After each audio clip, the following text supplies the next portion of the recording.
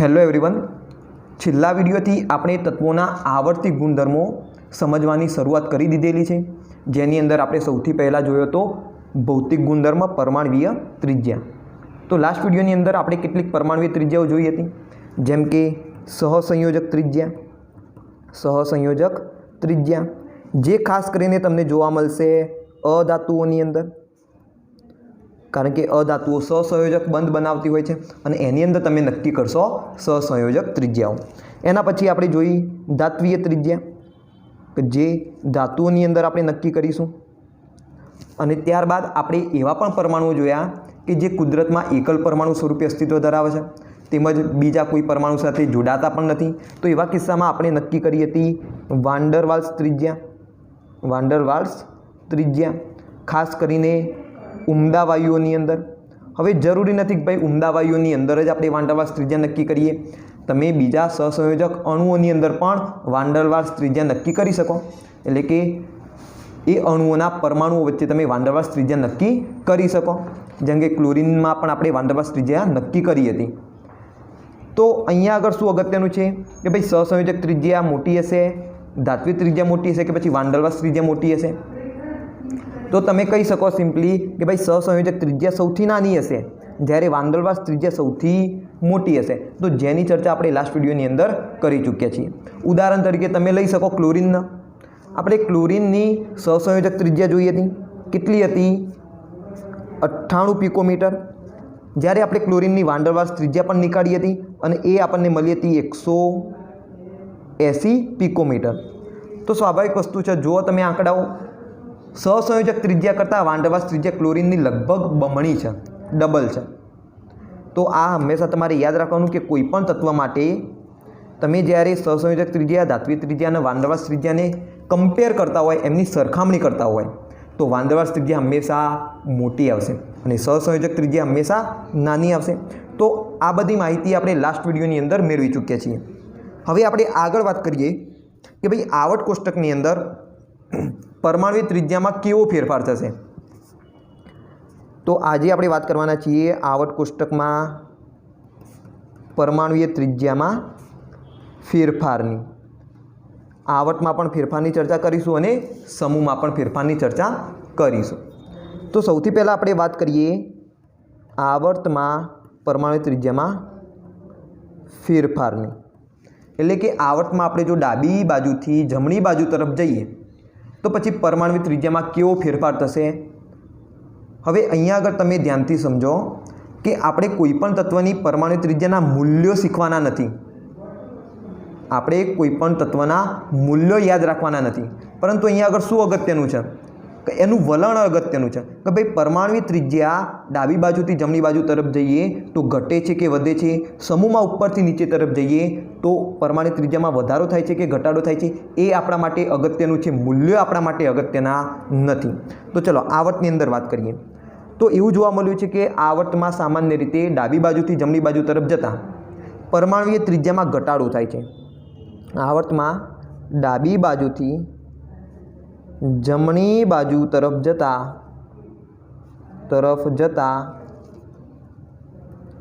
પરમાણ્વીય ત્રિજ્યામાં ઘટાડો જોવા મળે છે.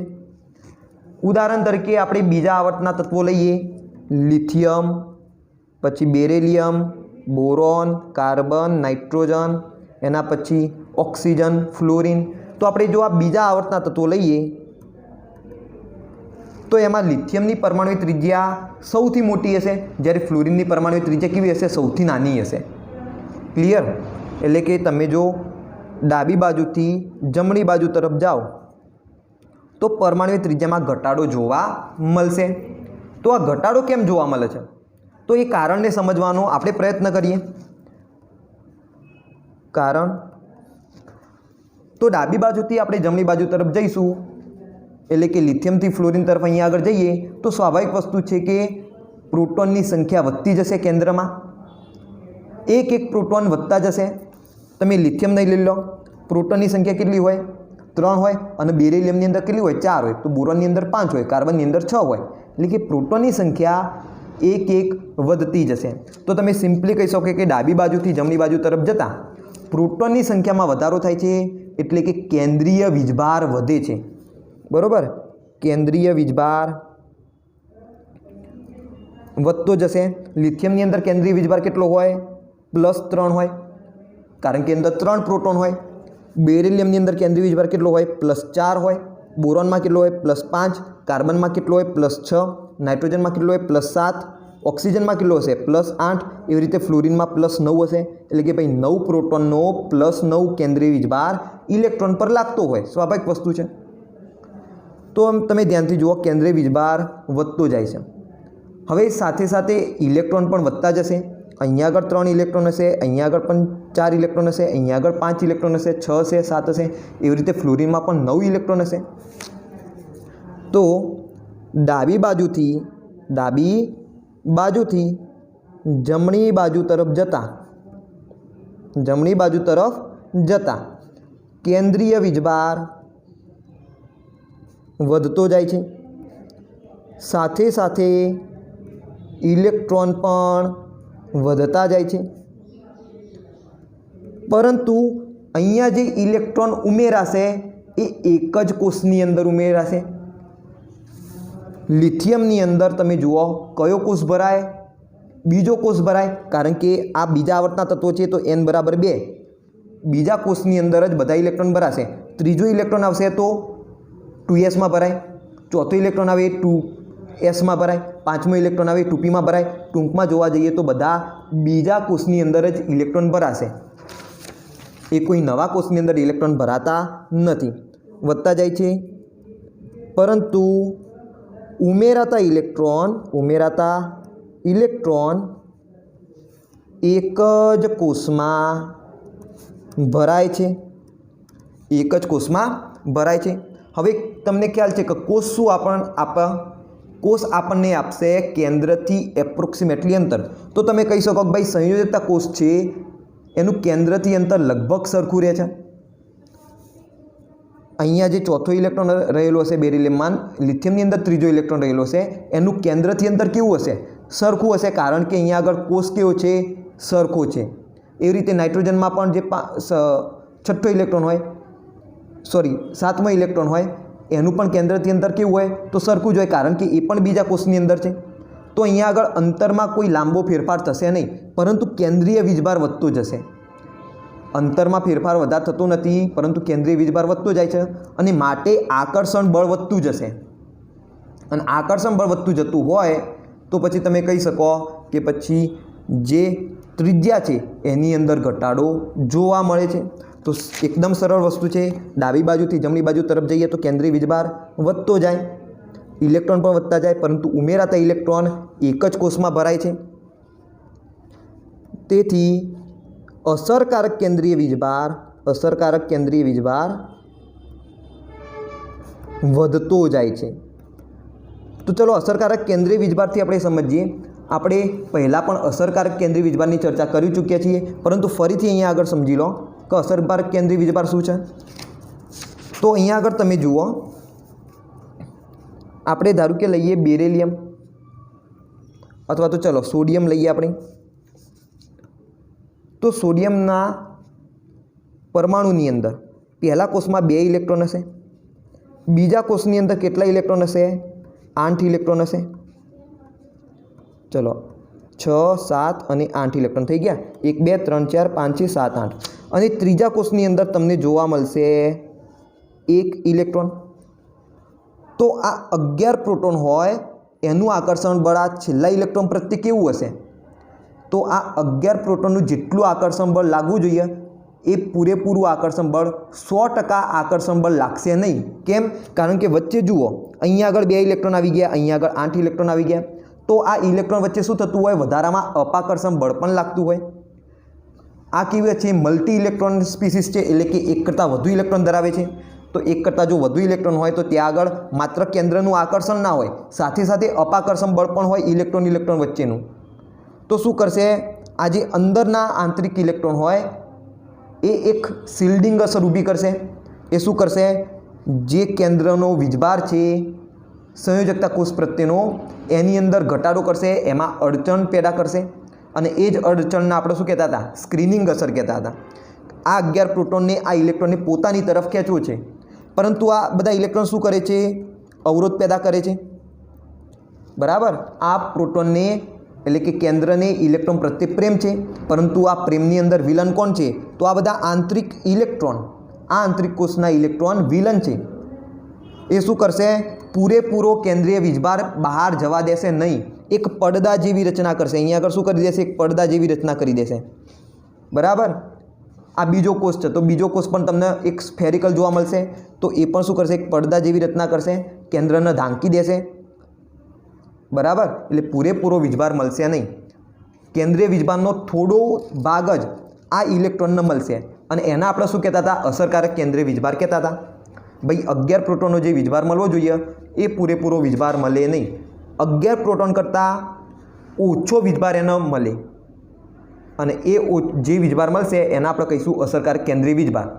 અને આ ઇલેક્ટ્રોન એક અડચણ પેદા કરતા હતા, પડદા જેવી અસર પેદા કરતા હતા, જેને આપણે કહીશું સ્ક્રીનિંગ અસર। ક્લિયર છે? તો આવી ચર્ચા આપણે પહેલાં પણ કરી ચૂક્યા છીએ। તો જો તમને ખ્યાલ ના હોય અસરકારક કેન્દ્રીય વીજભાર વિશે, તો તમે એ વિડીયો એકવાર ફરીથી ચેક કરી લેજો। તો અહીંયા આગળ પણ એવું જ થશે। અહીંયા આગળ શું થશે? ઇલેક્ટ્રોન એક જ સમાન કોષની અંદર ઉમેરાય છે, તો સમાન કોષની અંદર ઇલેક્ટ્રોન ઉમેરાય છે, માટે ત્યાં આગળ સ્ક્રીનિંગ અસર વધારે પ્રમાણમાં જોવા મળશે નહીં। આ સોડિયમ હતું, બરાબર।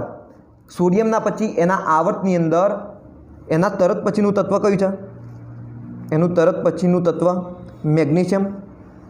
તો મેગ્નેશિયમની અંદર 12મો જે ઇલેક્ટ્રોન આવશે એ ક્યાં આગળ આવશે? ત્રીજા કોષની અંદર આવશે, સ્વાભાવિક વસ્તુ છે।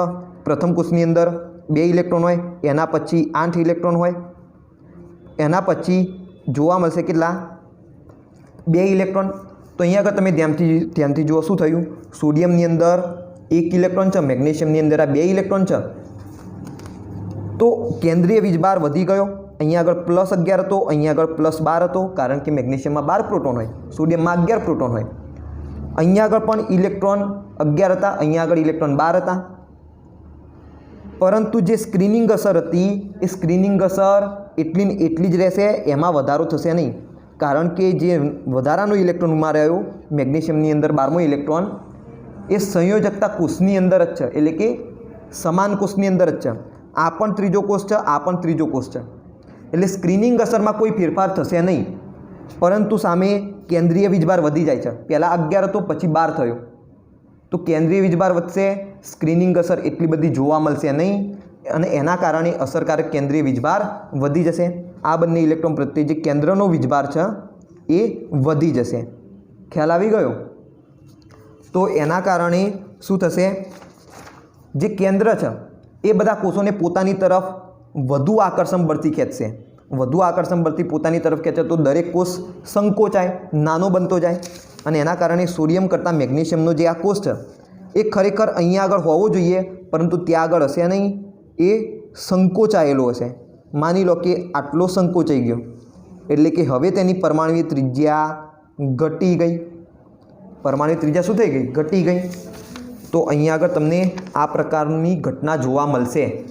ડાબી બાજુથી જમણી બાજુ તરફ જશો તો કેન્દ્રીય વીજભાર વધતો જશે, સાથે સાથે ઇલેક્ટ્રોન પણ વધતા જશે, પરંતુ જે ઇલેક્ટ્રોન નવો ભરાય છે એ સમાન કોષની અંદર જ ભરાય છે, એ સમાન કોષની અંદર જ ભરાય છે, એટલે કે ત્યાં આગળ તમને સ્ક્રીનિંગ અસર એટલી બધી અસરકારક રીતે જોવા મળશે નહીં, બરાબર। જે શિલ્ડિંગ અસર થાય છે એ અસરકારક રીતે જોવા મળશે નહીં, પરંતુ સામે કેન્દ્રીય વીજભાર તો વધતો જ હતો, તો અસરકારક કેન્દ્રીય વીજભાર વધી જશે અહીંયા આગળ। તો તમે ખાસ ધ્યાન રાખજો, કેન્દ્રીય વીજભાર અને અસરકારક કેન્દ્રીય વીજભાર વચ્ચે ફેર છે, બરાબર। 11 પ્રોટોનનો જે વીજભાર લાગે એ કેન્દ્રીય વીજભાર છે, પરંતુ અહીંયા આગળ કેટલીક શિલ્ડિંગ અસર પણ થાય છે, અને એ અસરને જો આપણે બાદ કરી દઈએ અને એના પછી જે વધેલો ઘટેલો વીજભાર જે અહીંયા આગળ લાગશે એ અસરકારક કેન્દ્રીય વીજભાર છે। અહીંયા આગળ પણ અસરકારક કેન્દ્રીય વીજભાર રીતના લાગશે, પરંતુ આના કરતાં મેગ્નેશિયમમાં, સોડિયમ કરતાં મેગ્નેશિયમમાં અસરકારક કેન્દ્રીય વીજભાર વધારે હશે। ક્લિયર છે? તો આ વસ્તુ તમારે ખાસ ધ્યાનમાં રાખવાની। ઓકે, તો અસરકારક કેન્દ્રીય વીજભાર વધવાના કારણે આવર્તમાં ડાબીથી જમણી બાજુ તરફ જતાં પરમાણુ ત્રિજ્યામાં ઘટાડો જોવા મળે છે। તો તમે આ રીઝન એની અંદર લખી શકો। ઓકે, तो તમે ધ્યાનથી જોજો ત્યાં આગળ લિથિયમની તમને જોવા મળશે સૌથી વધુ અને ફ્લોરિનની તમને જોવા મળશે સૌથી ઓછી. લિથિયમની બેરિલિયમ કરતાં વધુ હશે, બોરોનની કાર્બન કરતાં વધુ હશે, બેરિલિયમની બોરોન કરતાં વધુ હશે, બોરોનની કાર્બન કરતાં વધુ હશે, કાર્બનની નાઇટ્રોજન કરતાં વધુ હશે, નાઇટ્રોજનની ઓક્સિજન કરતાં વધુ હશે. ખ્યાલ આવી ગયો? તો જનરલી તમને આવું જોવા મળશે, પરંતુ સાથે સાથે કેટલાક અપવાદ પણ છે. અને અપવાદ કયું છે? તો પહેલો આવર્ત અપવાદમાં છે પ્રથમ આવર્ત. કેમ? તો પ્રથમ આવર્તની અંદર તમને જોવા મળશે હાઇડ્રોજન અને એના પછી જોવા મળશે હિલિયમ. હવે હિલિયમ એ કેવું છે? ઉમદા વાયુ છે. તો ઉમદા વાયુની અંદર તમે કઈ ત્રિજ્યા નક્કી કરશો? વાન ડર વાલ્સ ત્રિજ્યા. અને હાઇડ્રોજનની અંદર તમે કઈ ત્રિજ્યા નક્કી કરશો? સહસંયોજક ત્રિજ્યા. તો સ્વાભાવિક વસ્તુ છે, સહસંયોજક ત્રિજ્યા વાન ડર વાલ્સ ત્રિજ્યા કરતાં કેવી હોય? નાની જ હોય. તો તમે બંનેના મૂલ્યોને જુઓ તો હાઇડ્રોજનનું મૂલ્ય તમને ઓછું જોવા મળશે, હિલિયમનું મૂલ્ય તમને વધારે જોવા મળશે. જો કે શું થવું જોઈએ? હાઇડ્રોજન કરતાં હિલિયમની પરમાણુ ત્રિજ્યા ઓછી જોવા મળવી જોઈએ, પરંતુ અહીંયા આગળ હિલિયમની ત્રિજ્યા હાઇડ્રોજન કરતાં વધુ હશે. કેમ? કારણ કે હિલિયમ એ સહસંયોજક બંધ બનાવતું નથી. એની અંદર આપણે સહસંયોજક ત્રિજ્યા નક્કી ના કરી શકીએ. એની અંદર આપણે વાન ડર વાલ્સ ત્રિજ્યા નક્કી કરીશું. હાઇડ્રોજનની અંદર આપણે સહસંયોજક ત્રિજ્યા નક્કી કરીએ છીએ.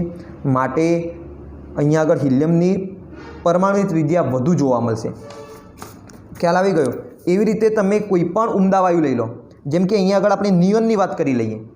બીજા આવર્તની અંદર lithium, beryllium, boron, carbon, nitrogen, oxygen, fluorine, એના પછી નિયોનની વાત કરીએ તો નિયોનની પરમાણુ ત્રિજ્યા આ બધા તત્વો કરતાં વધુ હશે. કારણ જુઓ, મોટાભાગે આપણે તત્વોની પરમાણુ ત્રિજ્યા જે લઈએ છીએ એ સહસંયોજક ત્રિજ્યા લઈએ છીએ.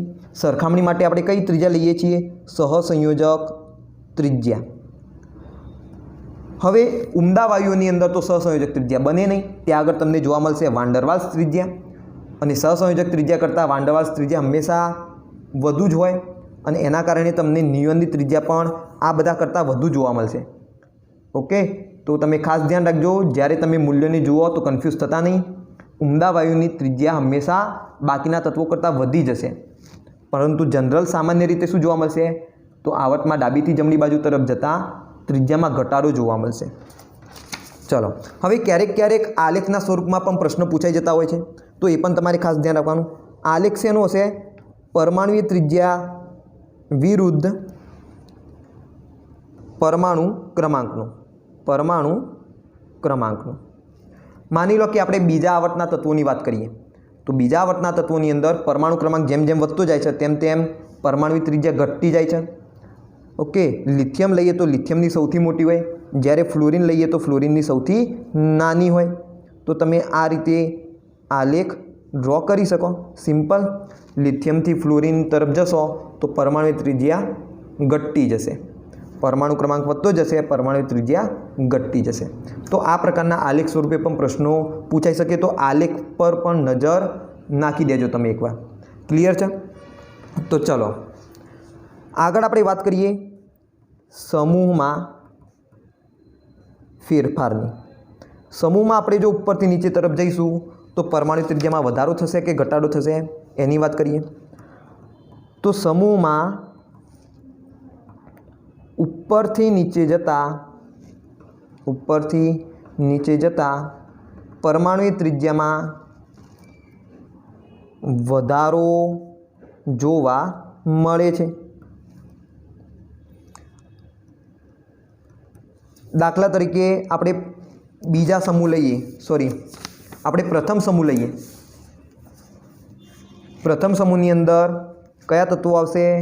લિથિયમ, સમૂહ 1 લિથિયમ, સોડિયમ, પોટેશિયમ, એના પછી રૂબિડિયમ, સીઝિયમ અને ફ્રાન્સિયમ. બરાબર?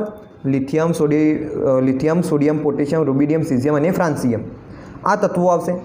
જરૂરી નથી તમે સમૂહ 1 જ લો, તમે સમૂહ 2 પણ લઈ શકો, તમે સમૂહ 17 પણ લઈ શકો. તો ઉદાહરણ માટે આપણે આ સમૂહ લઈએ તો લિથિયમની તમને પરમાણુ ત્રિજ્યા જોવા મળશે સૌથી ઓછી, જ્યારે ફ્રાન્સિયમની તમને જોવા મળશે સૌથી વધુ. ફ્રાન્સિયમ રેડિયો એક્ટિવ છે તો આપણે સીઝિયમ સુધી જ વાત કરીશું. ઓકે, તો લિથિયમની કેવી જોવા મળશે? સૌથી ઓછી જોવા મળશે, જ્યારે ફ્રાન્સિયમની સૌથી વધુ જોવા મળશે. તો એનું કારણ શું છે? તો એ કારણ સમજવાનો પ્રયત્ન કરીએ. તો સમૂહમાં આપણે જો નીચે જઈશું તો કોષ વધતા જશે, સ્વાભાવિક વસ્તુ છે. લિથિયમની જ વાત કરી લઈએ આપણે. લિથિયમ એ બીજા આવર્તનું તત્વ છે, તો એની અંદર ઇલેક્ટ્રોન બીજા કોષની અંદર ભરાયેલો હોય. સોડિયમની વાત કરીએ તો એ ત્રીજા આવર્તનું તત્વ છે, તો એની અંદર કયો કોષ ભરાયેલો હોય? ત્રીજો કોષ ભરાયેલો હોય, બરાબર. સોડિયમની અંદર 3s ની અંદર 1 ઇલેક્ટ્રોન હશે. પોટેશિયમની વાત કરીએ તો એની અંદર ચોથો કોષ ભરાયેલો હોય, 4sની અંદર ઇલેક્ટ્રોન હોય. એવી રીતે રૂબિડિયમમાં 5મો કોષ, અહીંયા આગળ તમને 6થો કોષ જોવા મળશે ભરાયેલો, અહીંયા આગળ તમને 7મો કોષ ભરાયેલો જોવા મળશે. તો તમે જેમ જેમ ઉપરથી નીચે તરફ જશો, લિથિયમથી ફ્રાન્સિયમ તરફ, તો કોષમાં વધારો થતો જોવા મળશે. દરેક આવર્તે તમને એક એક કોષ ઉમેરાતો જોવા મળશે. અહીંયા આગળ 2 જ કોષો હતા, પહેલો અને બીજો, એટલે કે અહીંયા આગળ તમે લખી શકો K અને L કોષ હતા. સોડિયમની અંદર K, L અને M કોષ થયા. પાછા પોટેશિયમની અંદર K, L, M અને પાછો Nમો કોષ પણ આવી ગયો. તો કોષ વધતા જશે. પરંતુ જે સંયોજકતા ઇલેક્ટ્રોન છે એ સમૂહના દરેક તત્વોની અંદર તો સરખો છે. આમની તમે ઇલેક્ટ્રોન રચના જુઓ, NS1 પ્રકારની હોય, એટલે કે સંયોજકતા કોષની અંદર એક જ ઇલેક્ટ્રોન હોય. લિથિયમની અંદર પણ 1 ઇલેક્ટ્રોન હોય, પોટેશિયમની અંદર પણ 1 ઇલેક્ટ્રોન હોય. તો અહીંયા આગળ ઇલેક્ટ્રોનની સંખ્યામાં કોઈ ફેરફાર થતો નથી. સંયોજકતા કોષ એના એ જ રહે છે, એની અંદર ઇલેક્ટ્રોન સરખા જ રહેશે. પરંતુ અહીંયા આગળ કોષ વધતો જશે અને એના કારણે જે સંયોજકતા ઇલેક્ટ્રોન હોય એ કેન્દ્રથી વધુને વધુ દૂર થતો જશે. અને વધુને વધુ જો ઇલેક્ટ્રોન દૂર થતો જાય તો પછી આકર્ષણ ઘટતું જાય, અને આકર્ષણ ઘટતું જશે એટલે કે કદ વધતું જશે. તો સમૂહમાં નીચે જતા કોષ વધતો જાય છે, કોષ વધતો જાય છે, જ્યારે સંયોજકતા ઇલેક્ટ્રોન અથવા તો સંયોજકતા કોષમાં ઇલેક્ટ્રોનની સંખ્યા સરખી જ રહે છે, સરખી જ રહે છે, બરાબર. આમ સંયોજકતા કોષમાંનો ઇલેક્ટ્રોન કેન્દ્રથી વધુને વધુ દૂર જાય છે. તેથી કેન્દ્રનું આકર્ષણ ઘટે છે અને સમૂહમાં ઉપરથી નીચે જતા પરમાણુની ત્રિજ્યા એટલે કે પરમાણુનું કદ વધતું જાય છે. હવે ઘણાને એમ પ્રશ્ન થશે કે લિથિયમથી સોડિયમ ગયા, સોડિયમથી પોટેશિયમ તરફ ગયા, એટલે કે નીચે જતા ગયા, તો સાથે સાથે પરમાણુય કેન્દ્રમાં પ્રોટોનની સંખ્યા પણ વધતી જાય છે, એટલે કે કેન્દ્રીય વીજભાર પણ વધતો જાય છે. સોડિયમની અંદર +3 હોય, લિથિયમની અંદર +3 હોય તો સામે સોડિયમની અંદર +11 પણ થયો. પોટેશિયમમાં પાછા 19 પ્રોટોન થઈ ગયા. રૂબિડિયમની અંદર 37 ઇલેક્ટ્રોન થઈ ગયા, 37 ઇલેક્ટ્રોન સામે 37 પ્રોટોન થઈ ગયા. તો ઉપરથી નીચે જઈશું તેમ કેન્દ્રીય વીજભાર પણ વધતો જાય છે. જો કેન્દ્રીય વીજભાર વધતો જતો હોય તો પછી આકર્ષણ પણ વધતું જાય, અને જો આકર્ષણ વધતું જાય તો પરમાણુની ત્રિજ્યા વધવી ના જોઈએ, પરમાણુની ત્રિજ્યા ઘટવી જોઈએ, પરંતુ ઘટતી નથી. એનું કારણ શું છે? તો સ્વાભાવિક વસ્તુ છે, પ્રોટોનની સંખ્યા વધતી જાય છે, કેન્દ્રીય વીજભાર વધતો જાય છે, પરંતુ સામે સ્ક્રીનિંગ અસર પણ વધતી જાય છે. તમે જુઓ, લિથિયમની અંદર પહેલો કોષ હશે જેની અંદર 2 ઇલેક્ટ્રોન હશે, અને ત્રીજા કોષની એટલે કે બીજા કોષની અંદર તમને 1 ઇલેક્ટ્રોન જોવા મળશે.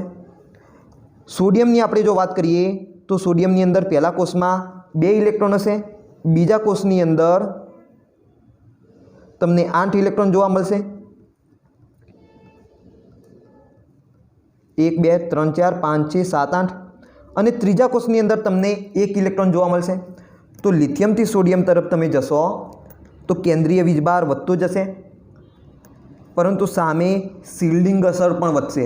કેવી રીતે? તો જુઓ તમે, અહીંયા આગળ માત્ર પ્રથમ કોષની શિલ્ડિંગ અસર હતી, અહીંયા આગળ પ્રથમ કોષ પણ છે, આ બીજો કોષ પણ છે, એટલે કે આંતરિક કોષમાં ઇલેક્ટ્રોનની સંખ્યા વધવા લાગી. હવે આંતરિક કોષમાં ઇલેક્ટ્રોનની સંખ્યા વધશે તો ઇલેક્ટ્રોન વચ્ચે અપાકર્ષણ પણ વધશે.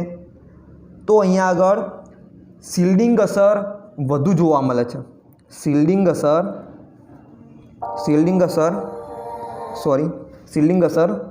વધુ જોવા મળે છે.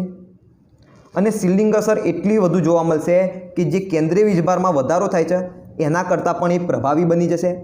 અને છેવટે અસરકારક કેન્દ્રીય વીજભાર ઘટે છે. તો આ પણ પ્રશ્ન તમને થઈ શકે કે લિથિયમથી સીઝિયમ તરફ તમે જશો તો કેન્દ્રીય વીજભાર વધતો જશે, પરંતુ સામે શિલ્ડિંગ અસર પણ વધતી જશે. અને શિલ્ડિંગ અસરના કારણે જે અસરકારક કેન્દ્રીય વીજભાર છે એ છેવટે ઘટતો જોવા મળશે. તમને ખ્યાલ આવી ગયો? કેન્દ્રીય વીજભાર વધશે પરંતુ અસરકારક કેન્દ્રીય વીજભાર ઘટશે. આ ખાસ તમે ધ્યાન રાખજો. આ શું છે? કેન્દ્રીય વીજભાર. આ અસરકારક કેન્દ્રીય વીજભાર નથી. ઝેડ અને ઝેડ ઇફેક્ટિવમાં તફાવત છે અને એ તફાવત તમને ક્લિયર હોવો જોઈએ. જો એની અંદર કોઈ કન્ફ્યુઝન હોય તો તમે જણાવી દેજો, તો એનું પણ આપણે સોલ્યુશન લાવી દઈશું. તો તમને સ્વાભાવિક આ રીતે થતું જોવા મળશે. એટલે કે ઉપરથી નીચે જતા આંતરિક કોષમાં ઇલેક્ટ્રોન વધતા જાય છે. સ્વાભાવિક વસ્તુ છે, એક નવો કોષ ઉમેરાતો જ જાય છે, એટલે કે કોષની સંખ્યામાં વધારો જોવા મળશે. આંતરિક કોષમાં ઇલેક્ટ્રોનની સંખ્યા વધારે જોવા મળશે. તેથી અપાકર્ષણના લીધે શિલ્ડિંગ અસર વધુ જોવા મળે છે. અને આ કિસ્સામાં સમૂહમાં ઉપરથી નીચે તરફ જતા શિલ્ડિંગ અસર વધતા કેન્દ્રીય વીજભાર કરતાં વધુ અસરકારક છે, એટલે કે પ્રભાવી છે. અહીંયા આગળ કેન્દ્રીય વીજભાર પ્રભાવી નથી, પરંતુ શિલ્ડિંગ અસર પ્રભાવી છે. અને શિલ્ડિંગ અસર વધારે છે માટે અસરકારક કેન્દ્રીય વીજભાર ઘટતો જાય છે. બરાબર? તો અસરકારક કેન્દ્રીય વીજભાર જો ઘટતો જશે તો પછી આકર્ષણ ઘટતું જશે. અને આકર્ષણ જો ઘટતું જાય તો પરમાણુય ત્રિજ્યામાં વધારો જોવા મળશે. તો ક્લિયર થઈ ગયું? સમૂહમાં તમે ઉપરથી નીચે તરફ જશો તો તમને પરમાણુય ત્રિજ્યામાં વધારો થતો જોવા મળશે. જ્યારે સમૂહમાં ડાબીથી જમણી બાજુ તરફ જશો તો પરમાણુય ત્રિજ્યામાં ઘટાડો જોવા મળશે. તો આની અંદર પણ ક્યારેક શું પૂછાઈ શકે? આલેખ પૂછાઈ શકે. તો આલેખ પણ તમે ડ્રો કરી શકો. પરમાણુય ત્રિજ્યા વિરુદ્ધ પરમાણુ ક્રમાંકનો. અહીંયા આગળ આપણે લઈ લઈએ પરમાણુ ક્રમાંક, અહીંયા આગળ આપણે લઈ લઈએ પરમાણુય ત્રિજ્યા. તો ચલો આપણે વાત કરીએ પ્રથમ સમૂહની. તો એમાં લિથિયમની પરમાણુ ત્રિજ્યા, અને એના પછી સમૂહમાં નીચે જઈશું તો પરમાણુ ત્રિજ્યામાં વધારો જોવા મળશે. તો કંઈક આ પ્રકારનો આલેખ તમને જોવા મળશે સીઝિયમ સુધી. બરાબર? લિથિયમથી સીઝિયમ તરફ પરમાણુ ત્રિજ્યા વધતી જશે. એવી રીતે તમે 17મા સમૂહની પણ વાત કરી શકો. 17મા સમૂહની અંદર ફ્લોરિન, ક્લોરિન, બ્રોમિન, આયોડિન. તો ઉપરથી નીચે જઈશું તો પરમાણુ ત્રિજ્યા વધશે. તો અહીંયા આગળ તમને જોવા મળશે ફ્લોરિન, કારણ કે સ્વાભાવિક છે લિથિયમ કરતાં ફ્લોરિનની પરમાણુ ત્રિજ્યા ઓછી હોય. અને એના પછી સમૂહમાં નીચે જશો તો પરમાણુ ત્રિજ્યામાં વધારો જોવા મળશે ફ્લોરિનથી આયોડિન તરફ. તો આલેખ પર પણ તમે નજર નાખજો અને એ પણ તમે તૈયાર કરજો. મૂલ્યો આપણે તૈયાર કરવાની જરૂર નથી, પરંતુ એનું વલણ કેવું છે એ તૈયાર કરવું આપણા માટે અગત્યનું છે. બરાબર? તો ફરીથી જોઈ લો તમે એકવાર કે આજે આપણે શેની ચર્ચા કરી? તો પરમાણુ ત્રિજ્યાની અંદર આવર્તીય વલણની ચર્ચા કરી. એટલે કે આવર્તમાં શું ફેરફાર થાય છે? તો ડાબીથી જમણી બાજુ તરફ જઈએ તો પરમાણુ ત્રિજ્યામાં ઘટાડો થાય છે. બીજી આપણે વાત કરી સમૂહમાં. તો સમૂહની અંદર ઉપરથી નીચે તરફ જો જઈએ આપણે, સમૂહમાં ઉપરથી નીચે તરફ તો એની અંદર ઘટાડો જોવા મળે છે. સોરી મિસ્ટેક થઈ ગઈ. આવર્તમાં ડાબીથી જમણી બાજુ તરફ જઈશું તો પરમાણુ ત્રિજ્યામાં ઘટાડો જોવા મળે છે, પરંતુ સમૂહમાં ઉપરથી નીચે તરફ જઈશું આપણે તો પરમાણુ ત્રિજ્યામાં વધારો જોવા મળે છે. ક્લિયર છે? અને અપવાદ જે કિસ્સાઓ છે એ પણ સાથે સાથે તમે યાદ કરતા રહેજો, કારણ કે અપવાદ પણ ઘણીવાર એક્ઝામની અંદર પૂછાઈ જતા હોય છે. તો જેઈ મેઇનની અંદર તેમજ નીટની અંદર તમે ખાસ ધ્યાન રાખજો અપવાદનું. ઓકે, તો આ વિડીયોની અંદર માત્ર આટલું જ.